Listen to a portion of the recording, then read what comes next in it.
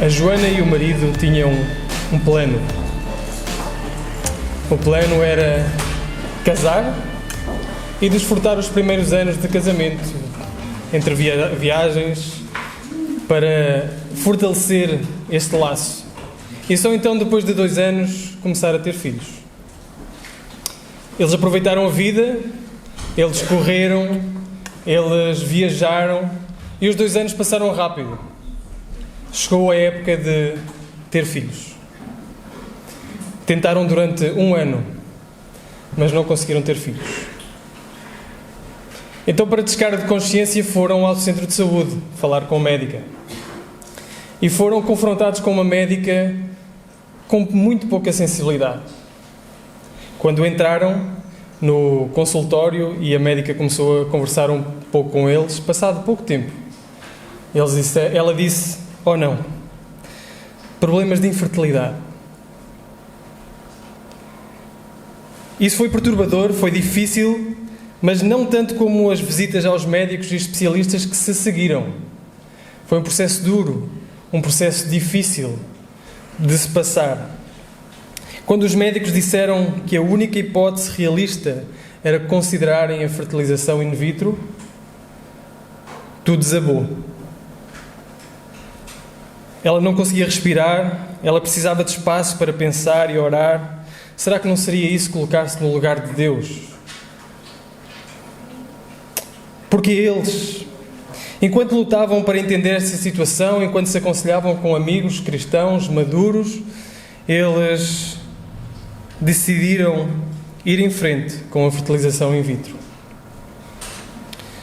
Foi um processo complicado, muitos potenciais obstáculos, e oravam a cada passo para que, se o Senhor não permitisse, ou se não fosse da vontade do Senhor, que as portas se fechassem. Mas as portas continuavam-se a abrir diante deles. E cada consulta parecia confirmar aquilo que era o processo que eles estavam a tomar, o caminho que eles estavam a tomar. As expectativas iam aumentando de finalmente ter um filho. Mas depois de alguns dias da primeira inseminação, ela começou a perder sangue e perdeu todos os embriões que foram lá colocados. Um segundo processo se iniciou e ela perdeu novamente todos os embriões que lá foram colocados. Ela sentiu-se abandonada por Deus. Sentiu-se totalmente desamparada. Porquê? Ela não conseguia entender, ela sentia-se devastada. Se isto não ia funcionar, porque é que Deus não fechou as portas logo no início? Porque é que Deus permitiu que este processo se arrastasse? Porque é que as expectativas fossem aumentadas para de repente a dura realidade entrar e derrubar todas as expectativas? Exteriormente tudo funcionava bem, mas interiormente ela estava totalmente devastada. Ela estava na escuridão. Tinha perdido toda a alegria. Não havia mais cor na sua vida. A vida foi completamente alterada e ela não sabia para o quê. Ela estava confusa, sentia-se iludida por Deus. Onde estava Deus? Porquê Deus? O que estás a fazer, Deus? Ela dizia e continuava a repetir. Durante 3 anos ela pranteou. Durante 3 anos ela chorou e lutou com Deus. Lia, escrevia, chorava muito. Ansiava que Deus dissesse alguma coisa. Ansiava que Deus dissesse qualquer coisa. Onde estava Deus quando ela tanto precisava de ouvir dele? A igreja estava feliz demais e ela estava em luto. A igreja cantava, como nós também cantamos, Cristo move as montanhas. E ela orava a Deus: Deus, a minha montanha está bem fixa e não se move. A Joana está num lugar bastante conhecido por nós. Pode não ser exatamente a mesma situação, mas nós conhecemos este desespero. Nós conhecemos a sensação de criar expectativas, de criar planos, de criar algo que vai acontecer, de criarmos expectativas sobre algo que vai acontecer e de repente tapete sair e nós cairmos num buraco sem fundo. Nós Nós conhecemos bem esta sensação de termos esperanças que em algo que vai acontecer e não seja cumprido. Pode ser por várias coisas. Pode ser por os nossos planos serem frustrados, pode ser pela nossa promoção no trabalho não chegar, pode ser por o nosso casamento não funcionar da forma como nós queríamos, como nós gostaríamos. Pode ser pelos nossos filhos nos darem mais dor, nos darem mais frustração do que aquela que nós estávamos à espera que eles dessem. Pode ser por várias coisas. Chega a doença, chega a lágrima, chega a dor, chega ao luto e de repente parece que tiram um tapete do chão. Criámos expectativas para algo que iria acontecer e não está a acontecer. Criámos expectativas para a reforma e a reforma não está a correr como nós pensávamos. Criámos expectativas que ela fosse. De repente passamos de um lugar estável para um lugar totalmente instável. É assim que está Moisés neste capítulo. Versículo 22 e 23 do capítulo 5 nos mostram este Moisés, do último capítulo que nós lemos. Que versículo 22 e 23 diz: Então tomou Moisés ao Senhor e disse: Senhor, por que fizeste mal a este povo? Porque me enviaste? Porque desde que entrei a Faraó para falar no teu nome, ele maltratou este povo e de nenhuma maneira livraste o teu povo. Moisés está desesperado. Moisés criou expectativas sobre aquilo que iria acontecer e não aconteceu. No fundo, vimos Moisés no capítulo 3 ouvir da voz de Deus. Moisés estava tão bem lá a cuidar do rebanho, 80 anos que ele já tinha, queria era descansar. E Deus vai buscar um homem com 80 anos e diz-lhe: anda, eu vou-te usar para libertar o meu povo. Ele criou expectativas. Finalmente eu vou ver o meu povo ser livre. Então ele chega ao capítulo 4, depois de apresentar todas as suas limitações, o Senhor diz: eu vou ser contigo, vai. E no final do capítulo 4 ele foi e explicou, depois de com Arão ao lado, explicou ao povo o que iria acontecer e o povo adorou, o povo recebeu bem.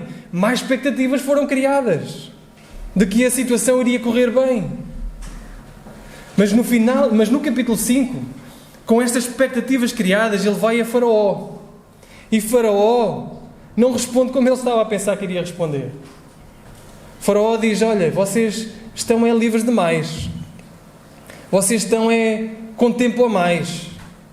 Então, agora vão buscar a palha e quero os mesmos tijolos. No fim do dia quero os mesmos tijolos.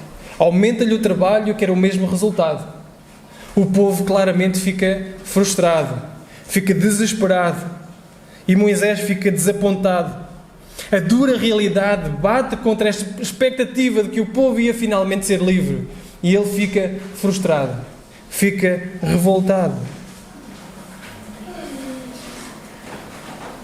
Existem lugares de desapontamento e nós investimos muitas energias para não estarmos lá. Ninguém de nós gosta de sofrer, ou gosta? Nenhum de nós gosta de estar num lugar de desapontamento, gosta de ter as suas expectativas não cumpridas, ou gosta? Não. Investimos muita energia para sair daí. Mas esses lugares, irmãos, irmãs e amigos, são inevitáveis.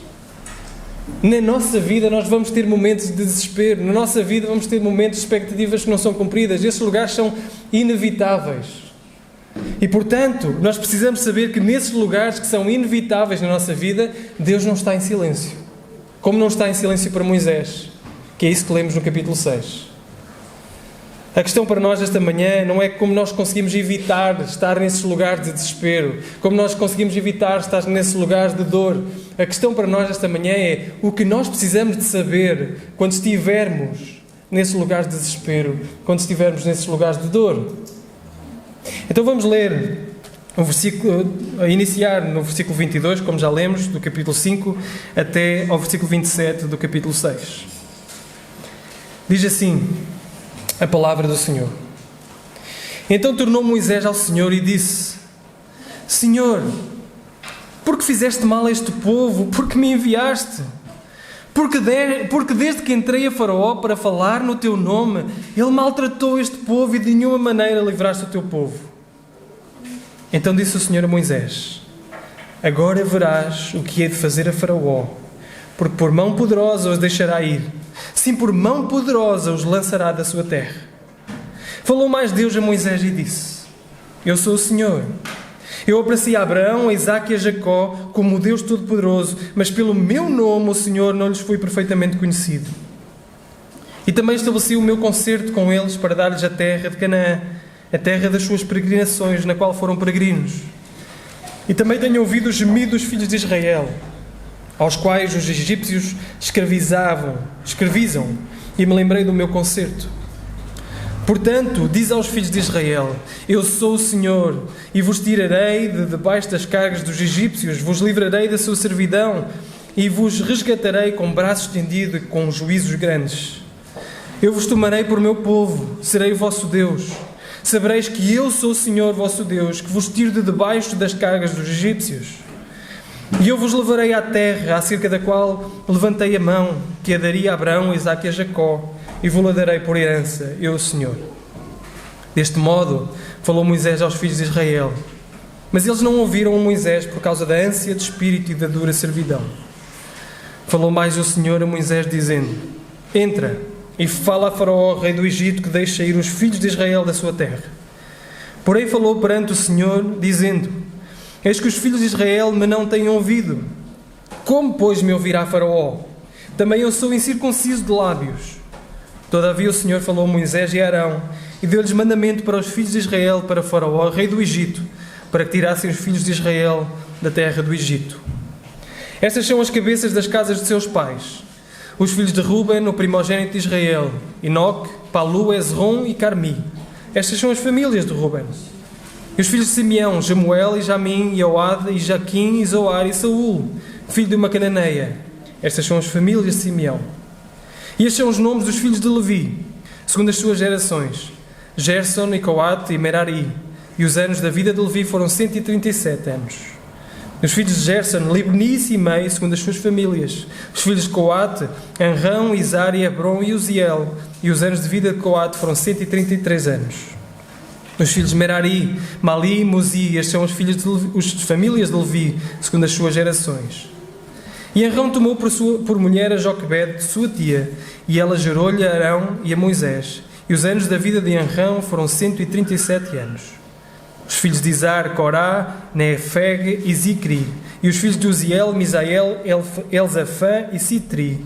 E Arão tomou por mulher a Eliseba, filha de Aminadab, irmão de Naasson. E ela gerou a Nadab, Abiú, Eleazar e Tamar. E os filhos de Corá, Assir, Elcana, Abiasaf. Estas são as famílias dos coraitas.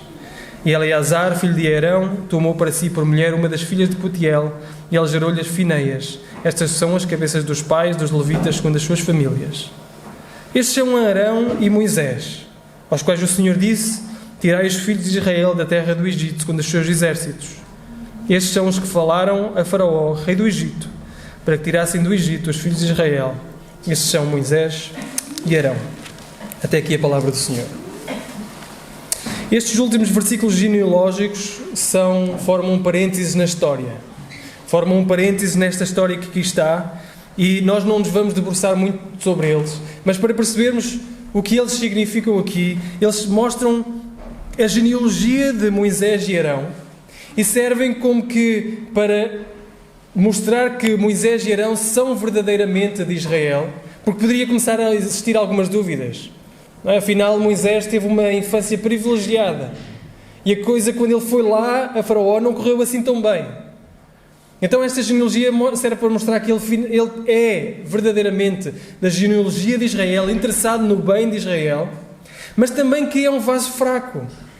Mostra aqui a sua genealogia. Ele é um homem, é um vaso fraco.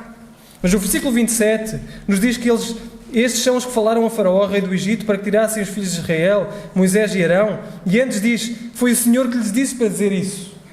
Portanto, por um lado são vasos fracos, por outro lado são homens usados pelo Senhor para os tirar. Então isto é importante para o que vem a seguir. O que vem a seguir são pragas, o Senhor a fazer as coisas, o Senhor a operar com a sua mão forte. E é importante para perceber que Moisés e Arão são homens usados por Deus.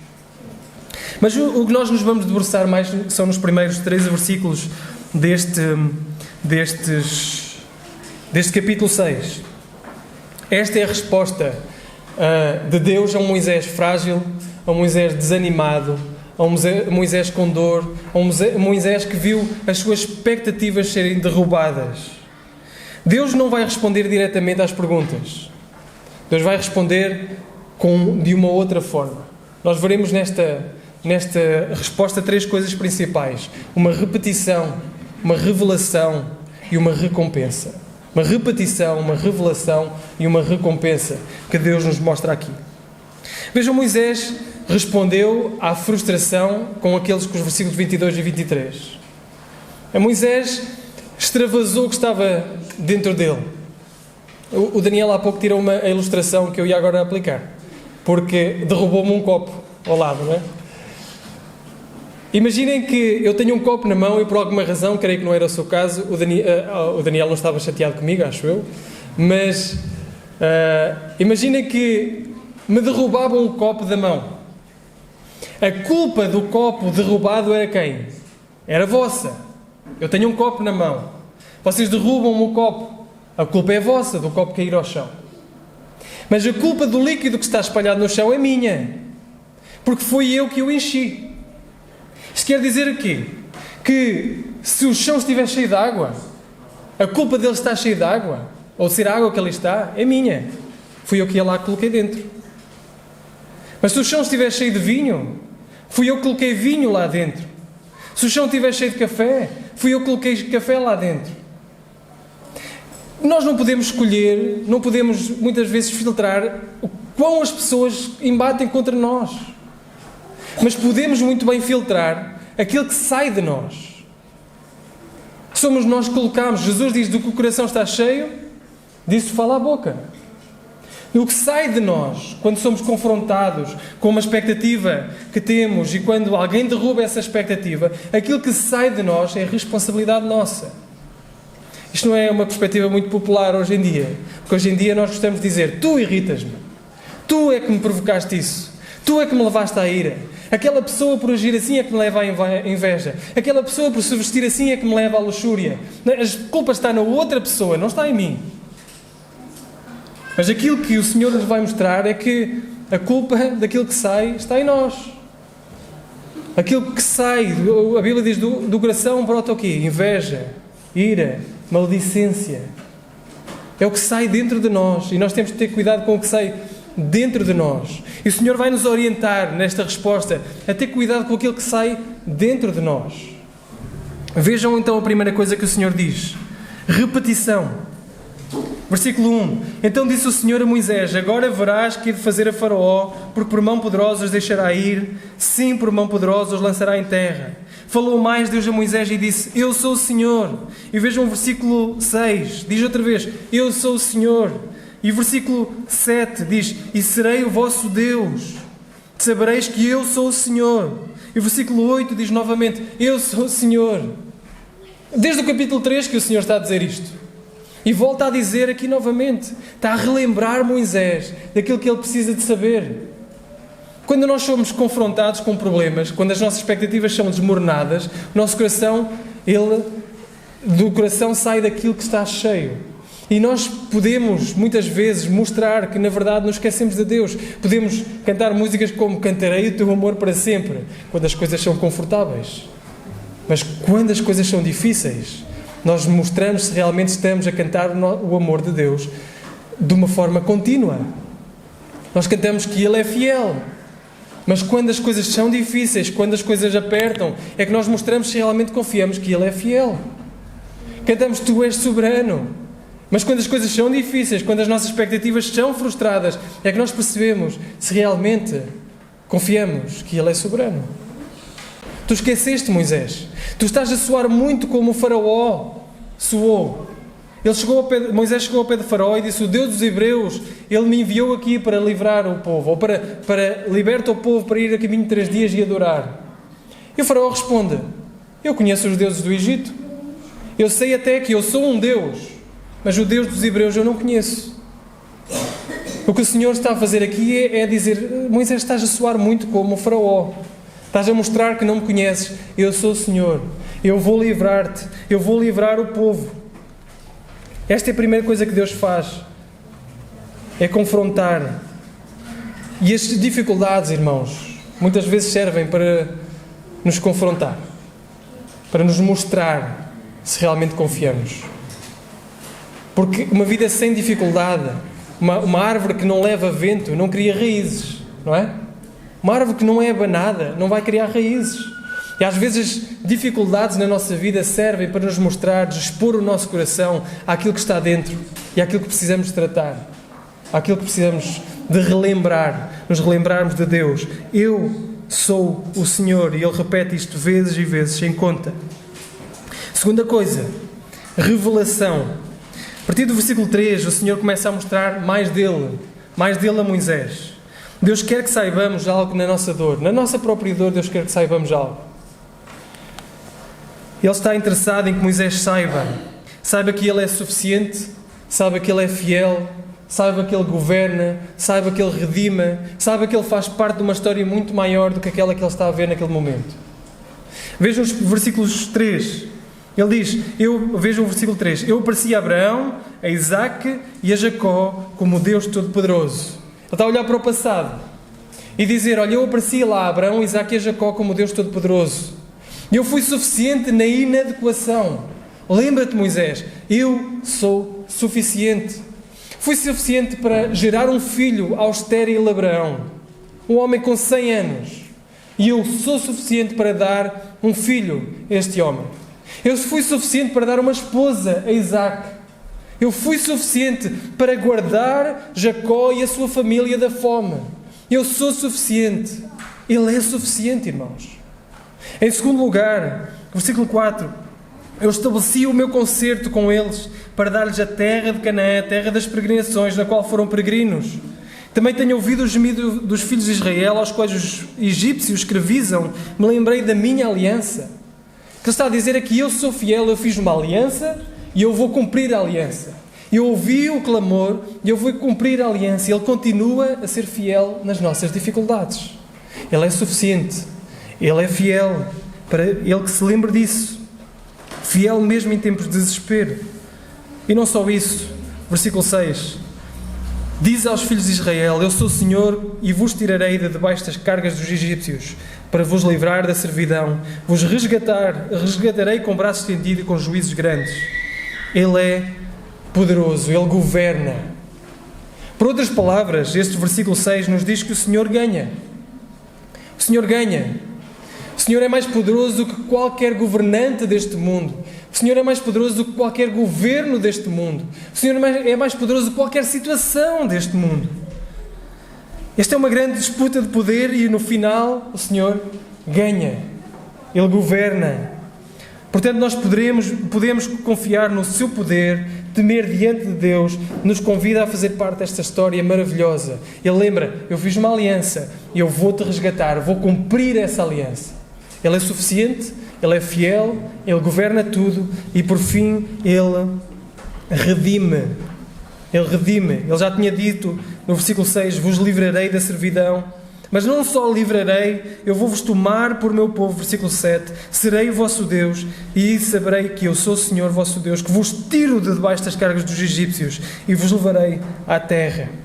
Ele redime, Ele tira, liberta e leva-nos para um lugar melhor. E esta é a história de toda a Bíblia. O Senhor resgata-nos da nossa escravidão, do pecado e da morte e promete levar-nos para uma terra prometida. Esta é a história que ninguém consegue contar. Esta é a história que é a maior e mais bela história de todo o mundo. E Ele está a relembrar então Moisés, não só que Ele é suficiente, que Ele é fiel, que Ele governa todas as coisas, que Ele liberta e redime, mas está a lembrar Moisés que ele faz parte de uma história muito maior do que aquela que ele consegue ver naquele momento. Deus está a lembrar Moisés que existe uma história, que existe mais a acontecer do que aquilo que se está a passar, que existe uma profunda realidade e mais bela realidade do que aquela dor, do que aquele desespero que ele está a passar naquele momento. No fundo ele diz, pergunta a Abraão se foi fácil. Pergunta a Abraão se, quando ele levou o seu filho, levou a lenha para o sacrificar no alto do Monte Moriá. Pergunta a Abraão se foi fácil. Se a dor foi fácil, enquanto caminhava ao lado do seu filho e olhava para o seu filho e pensava, estes são os últimos momentos. Mas o Senhor é fiel e vai, nem que seja preciso ressuscitar. Pergunta a Abraão se foi fácil. Mas naquele monte, eu provi o cordeiro, para que pudéssemos compreender, apontar para uma história muito maior, um dia em que no alto do monte, um pai entregasse o seu filho, sem possibilidade de substituição, para que o meu pecado e o teu pudessem ser cobertos. Esta é a grande história. Esta é a grande história. Onde estamos inseridos. Por muito que não sintas agora, Moisés, tu irás sair disto, eu vou-te redimir, eu vou-te levar a uma terra prometida. Olha para a história, olha para Abraão, Isaac, Jacó, para o meu concerto, olha para a frente, para a terra prometida, de que eu vou livrar-te de agora para te levar para lá. Olha para isso, esta é a grande história, esta é a grande imagem. Esta é a vida abundante que estava para chegar. Irmãos, é tão importante lembrar isto, em momentos de dor, em momentos de sofrimento. Quão mau, quão desesperador é, num momento de desespero, num momento de dor, num momento de frustração, ouvir de alguém a dizer, isto não tem sentido, isto não tem propósito, isto não faz parte de nenhum plano. E aquilo que eu digo a qualquer pessoa que aqui estiver, que não crê em Deus, é que isto é exatamente aquilo que vocês creem. É que a dor não tem sentido, a frustração não tem sentido, a doença não tem sentido, os planos frustrados não têm sentido, porque não existe um Deus que governa todas as coisas, não existe um Deus que é suficiente, não existe um Deus que é fiel, não existe um Deus que consegue libertar e que nos levará para uma terra prometida, e nada faz sentido. É a lei do mais forte, é a lei de evolução, nada faz sentido. Mas se Deus existe, a nossa dor tem sentido. Se Deus existe, os nossos problemas fazem parte de um plano maior. Se Deus existe, nós podemos confiar que nele existe uma história ainda não contada, ou contada da qual nós fazemos parte. Jim Elliot, um missionário do século passado, ele foi missionário numas tribos no Equador. E na sua segunda intervenção numa tribo, ele e 5 amigos foram mortos. Antes mesmo de sair de casa, Elizabeth Elliot, a sua esposa, perguntou-lhe: Jim, se tu fores atacado pelos guerreiros da tribo, que era uma forte possibilidade, tu vais usar a tua arma? E ele disse não. Ela perguntou porquê? E ele disse: porque eu estou pronto para ir para o céu. E eles não. Ele sabia que fazia parte de uma história muito maior.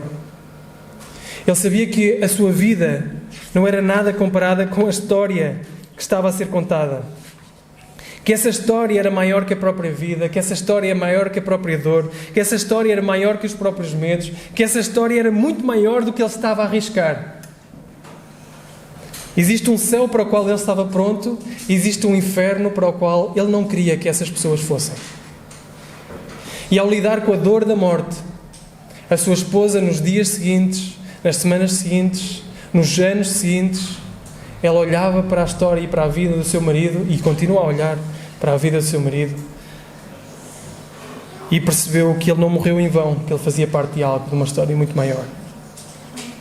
Mas para nós, Deus permite a dor, permite o sofrimento, permite o desapontamento, para nós nos possamos lembrar que Ele é suficiente, que Ele é fiel, que Ele governa todas as coisas, que Ele é remidor e que fazemos parte de uma história muito maior.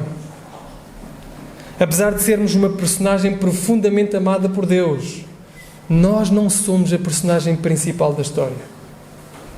Apesar de sermos profundamente amados por Deus, não somos nós que escrevemos o guião da nossa história. Deus permite o sofrimento, a dor, a lágrima, o luto, o desapontamento, para que possamos ser confrontados connosco próprios e sabermos que Deus nos convida a participar de uma história muito maior. Muito maior. E essa história muito maior tem ecos lá no final, em Apocalipse 21, capítulo 21, versículo 3. Vejam como ecoa as palavras do versículo 7. Versículo 7 da nossa passagem diz: Eu vos tomarei por meu povo, serei o vosso Deus, sabereis que eu sou o Senhor vosso Deus. E Apocalipse 21:3 diz: Eu ouvi uma grande voz do céu que dizia: Eis aqui o tabernáculo de Deus com os homens, pois com eles habitará, eles serão o seu povo, e o mesmo Deus estará com eles e será o seu Deus. Esta é a história que está a ser contada, de Deus a vir habitar com o seu povo, com aqueles que são seus filhos. E notem o que vem a seguir: E Deus limpará dos seus olhos toda a lágrima. Não haverá mais morte, não haverá mais pranto, nem clamor, nem dor, porque já as primeiras coisas são passadas. Chegamos à recompensa. Voltamos ao versículo 3, para uma expressão que está no versículo 3. Diz: Eu apareci a Abraão, Isaque e a Jacó como Deus Todo-Poderoso, mas pelo meu nome, o Senhor, não lhes fui perfeitamente conhecido. Isto não significa que Abraão, Isaque e Jacó nunca ouviram o nome Yahvé ou outra pronúncia que fosse. Não significa isso, mas significa que Abraão, Isaque e Jacó não chegaram nem perto de ver o Senhor como Ele é, depois do povo sair do Egito. Depois do povo ver a mão poderosa que o Senhor usou para os tirar do Egito, o povo ficou a ver o Senhor como suficiente de uma forma que Abraão, Isaque e Jacó não viram.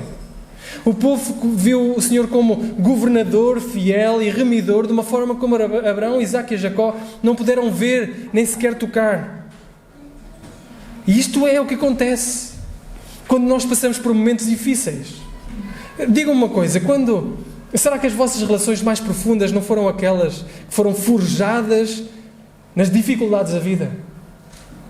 Aquelas que vocês estavam a passar por um momento difícil e perceberam que alguém estava ali ao lado, que a minha esposa foi um rochedo seguro no momento de dor, no momento de dificuldade, ou um amigo que não me desamparou quando eu precisava dele. Essas são as relações mais fortes, são as relações mais seguras.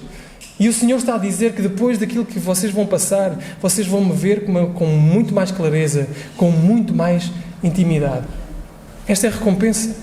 Conhecer ao Senhor de uma forma como nós não o conhecíamos. Deus é como se fosse uma luz numa sala, que no meio de tantas luzes, às vezes é confundida. Mas quando as luzes começam a desligar, quando a sala começa a ficar escura, quando os momentos de dor e aflição começam a aparecer, essa luz começa a ficar mais brilhante. A luz fica cada vez mais brilhante.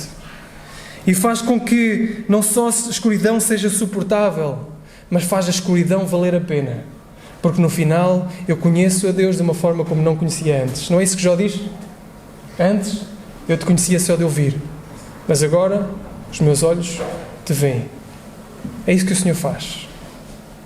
Ele faz-se conhecer. É a recompensa que traz.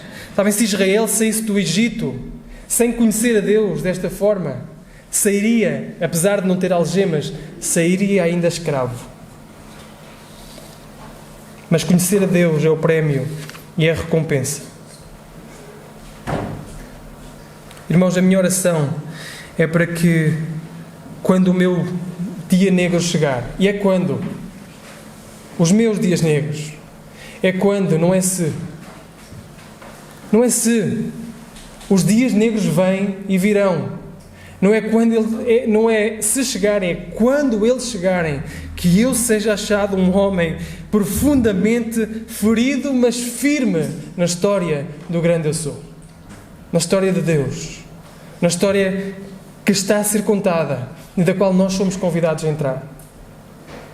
Aí nós podemos responder, não é? O nosso copo pode ser derrubado e nós podemos responder de várias formas. Aí nós perdemos o emprego e podemos disparatar contra o patrão, podemos disparatar contra os nossos colegas de trabalho, podemos revoltar contra Deus, e a história que está a ser contada é a nossa história, não é a história de Deus. E a recompensa que teremos não é a recompensa que virá aqui, não é conhecer Deus de uma forma mais íntima, de uma forma mais profunda. Mas notem esta história verídica. verídica. Um homem chega a casa e encontra a sua filha doente. No dia seguinte leva-a ao médico. No final da semana ela morre. E esse homem, ao contar a sua experiência, diz: um dos meus maiores sonhos era levar a minha filha ao altar, entregá-la ao noivo, ao seu futuro marido. Mas eu dou graças a Deus porque o primeiro noivo que a recebeu foi Jesus Cristo. O primeiro noivo que a recebeu foi Jesus Cristo. E eu e a minha esposa conhecemos a Deus de uma forma que não conhecíamos antes. Esta é a recompensa. E apesar de toda a dor e de todo o sofrimento, eu não trocava esta intimidade, esta profundidade com Deus com aquela que eu tinha antes. A história que está a ser contada aqui é a história de Deus. Na dor, na expectativa frustrada, a história que está a ser contada é a história de Deus. Moisés vai com estas palavras ao povo e o povo não ouve. Versículo 9. Por causa da ânsia de espírito, ou algumas traduções dizem angústia de espírito e da dura servidão. Irmãos, a angústia de espírito vem quando nós não percebemos qual é o padrão da vida cristã. Quando recebemos a Deus, a Cristo, nós recebemos duas coisas. Recebemos Deus e a promessa de Deus. Deus e uma promessa de vida abundante. E nós, às vezes, entramos em frustrações, não é? Esta angústia de espírito entra em nós, porque não percebemos que algumas promessas são imediatas. Não existe mais vergonha. Existe uma reconciliação plena com Deus. E outras promessas são futuras. Não haverá mais dor, não haverá mais lágrima, não haverá mais frustração, não haverá mais morte. Eu creio que quando nós nos esquecemos que existe esta espera na vida do cristão, nós entramos em ânsia ou angústia de espírito. Porque não percebemos que estas promessas são futuras.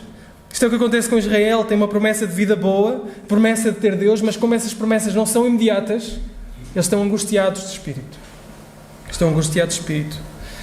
Mas a beleza da vida cristã, irmãos, é que as promessas de Deus, não é que as promessas de Deus ou que a felicidade ela seja imediata.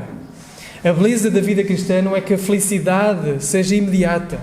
A beleza da vida cristã é que a felicidade é certa. É certa. Pode não ser agora, mas ela é certa.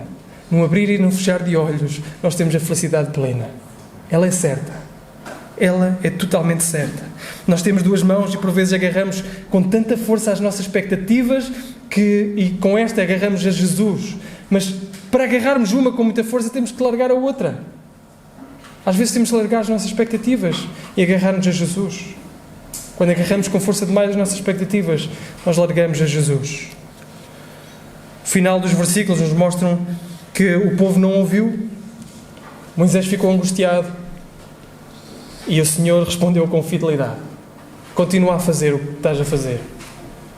O final do capítulo 4 mostra que o povo adorou. E o Senhor diz: eu vou ser fiel às minhas promessas. Vou continuar com o plano. Final do capítulo 6, ou aqui nós lemos que o povo rejeitou.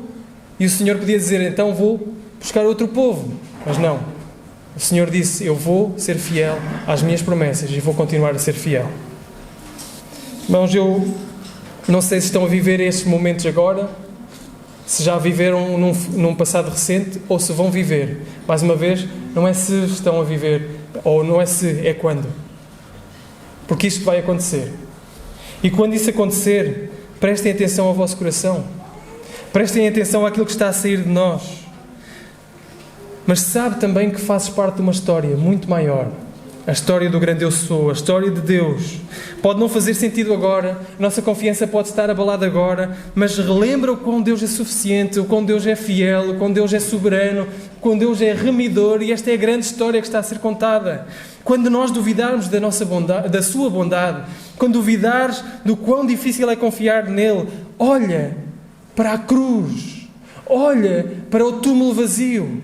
Na cruz não parecia que Deus era suficiente. Na cruz não parecia que o Senhor era fiel às suas promessas. Na cruz não parecia que o Senhor estava a governar todas as coisas. Na cruz não parecia que o Senhor estava a libertar o seu povo. Mas através da morte de Cristo na cruz, o Senhor dessa derrota trouxe vitória. E se Ele consegue trazer vitória na cruz, dessa derrota tornar em vitória, das nossas derrotas diárias, Ele consegue trazer vitória, inseridos na história maior, a história que está a ser contada. É para Cristo que temos a olhar.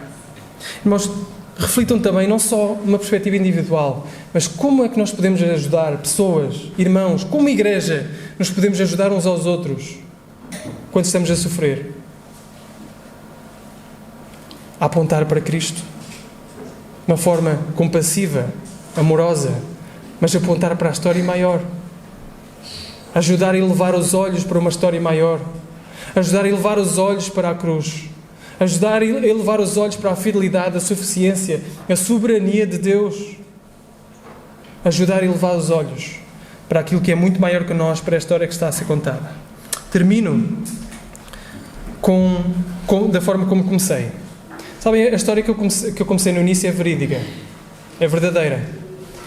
E isto são palavras de discurso direto. Troquei o nome, ela não se chama Joana, mas isto foi o que ela disse no final.